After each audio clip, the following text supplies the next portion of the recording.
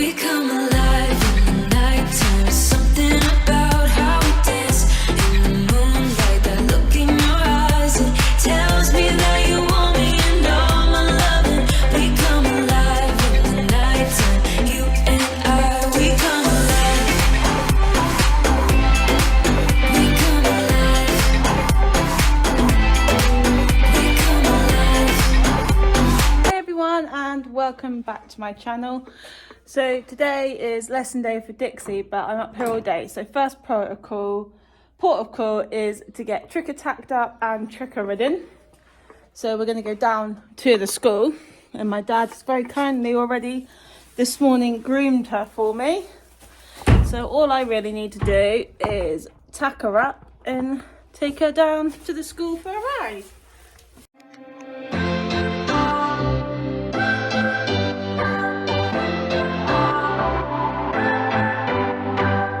What's your story? What's your sign? It's like we're twin flames in a different life. Deep connection lights a spark.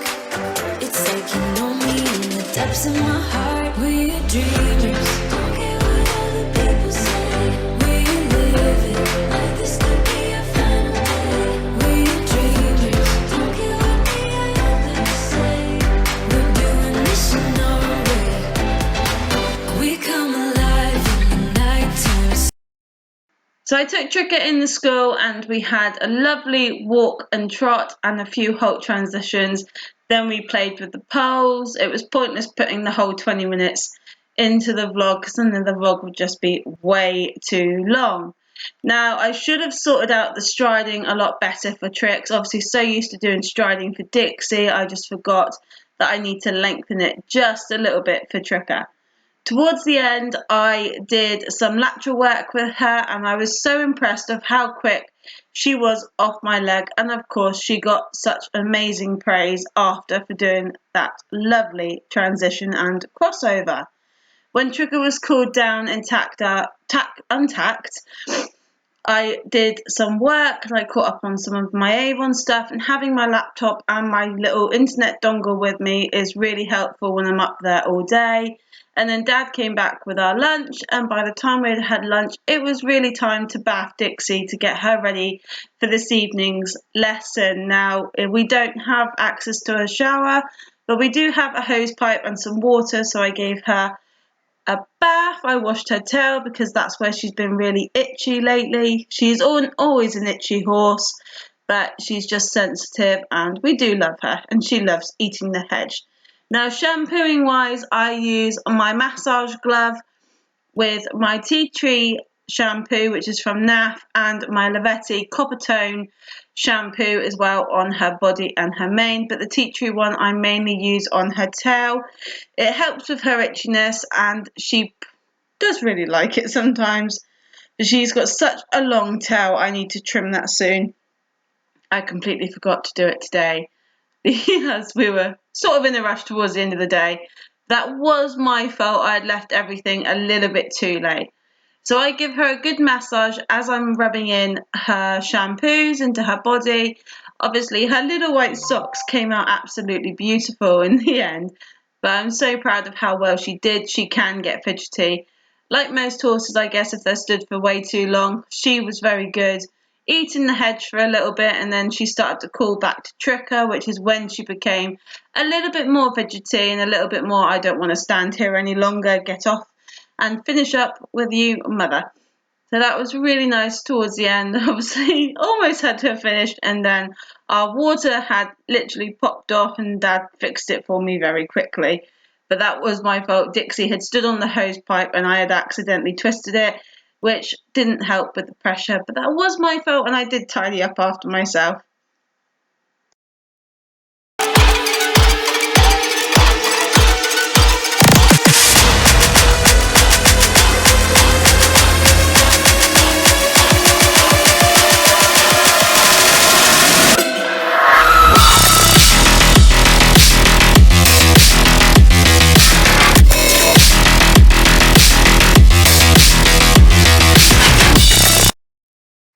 So once Dixie was bathed and I sweat scraped her off, I did wring out her tail. I gave it that little swish, swish, swish around, and obviously I did get Dad wet because he was stood way too close to me when I did this. And I also forgot to bring her drying rug out. So Dad came and stood with her whilst I ran in and got her rug. He did give her a treat for standing so nicely that he had hidden in his pocket and didn't tell me about until I got back out there with her rug. Now, my drying rug basically is like a towel. It's quick and easy to put on. It also helps get her nice and warm, which also does help her dry. So doing this really did save us a little bit of time instead of turning her out, which is what I was going to do to dry off naturally. But, times are a must, and then I put her away. This is why she's known as the baby, because all she wants is attention and cuddles and to lick you. I was expecting her to nibble me then. Hello. This is what she'll normally do. Or she'll throw things across the yard to get your attention. That's why she's known as the baby, because she acts like a baby. Don't you? You act like a baby, so you're treated like a baby. A very spoilt princess, aren't you? Not paying any attention. Her chin is rested on my shoulder. And she's got a very heavy head. But she doesn't care. Oh, maybe she does care today. Normally she'd just put more weight on you and not bother. Excuse me. You're a very spoilt girl, aren't you? You're not. Sister's not as spoiled as you are. What can you hear? What can you hear? Here's something, didn't you? Oh, Granddad ain't back yet. You might need to have this rug taken off soon enough. Yes, all right. Woo, she tells you off as well. She's very opinionated.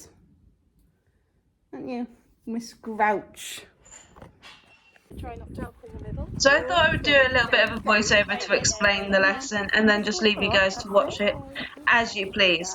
So this lesson I was a bag of nerves, hence Dixie's little funny 5 minutes to begin with, and Louise was very kind enough to walk around with us just to both settle us both down and to be able for me to calm myself while she was following Louise.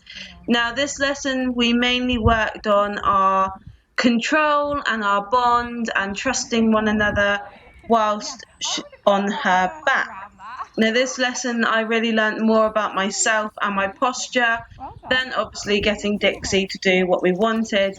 But she was a very good mare. She had a little bit of a spook at her own poo in the corner in a little bit, but other than that it wasn't a big explosion as how it would have been a few months back. She would have completely jumped out of her skin and been very silly, but I was very proud of her.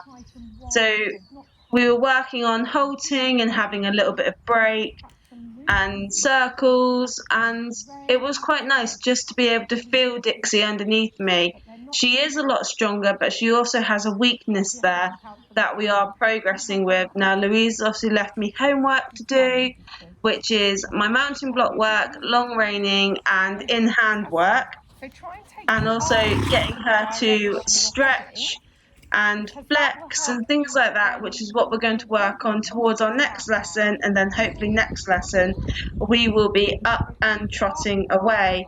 Now I really did enjoy this lesson. I'm very much looking forward to my next lesson with Louise, which is in a month's time.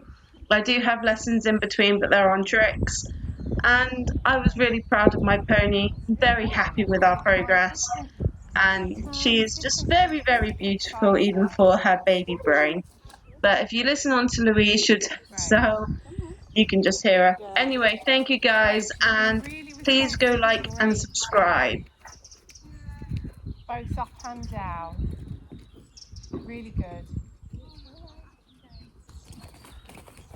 That she then becomes frightened of you, the consequence of her reaction. Do you get what I mean? You've got to be there and you've got to be ready. You've got to sort of not ignore it, but just carry on. There's nothing wrong here, I'm fine. And it's really hard because your reaction is to go, you do Yeah, that hold for? on in. Yeah. Well, you've got to hold on to a certain extent because it's your safety. You see what I mean?